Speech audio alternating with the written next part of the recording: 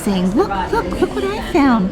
Please read me this book, just like you and I are doing, right? Sharing their love for reading. Volunteers with Reading Discovery come to Robert Smalls International Academy twice a week to read with students in pre-K, kindergarten, and first grade. A lot of the research says get to the child as early as possible. And the earlier you get to that child, the greater the return on investment.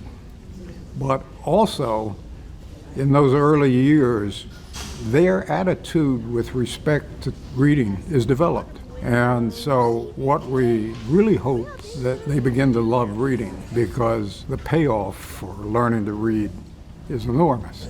Some people say to me, after breathing, reading's the most important thing. The seahorse is a little fish with an unusual shape. See his tail? Volunteers work with the students for about 30 minutes. The kids get to pick out a book that interests them, read it with the volunteers, and then complete an activity about the book they just read. We pull a sentence from them. Well, what was your favorite part? What do you want to share about this book? And whatever they say, we write it and spell it out for them, and then they get to do an illustration. And we're constantly talking to them, asking them, for example, okay, in the book so far, Johnny did this. What do you think he's going to do next? Did they match? No! So the whole attempt is for us not to do much of the talking and let the kids do all the talking. The school is excited to have the volunteers here reading with the kids. I like to read because it's fun. So they won't be washed away. We've said repeatedly at Robert Smalls that it takes a village to be able to raise our children, and part of the village is Charles Cookson's Reading Discovery Group. Title page. Title page, very good. And not only are they helping teach them how to read, but the love of reading. To become lifelong readers is a goal for us at Robert Smalls International Academy. Reading Discovery also reads to students at Broad River Elementary School.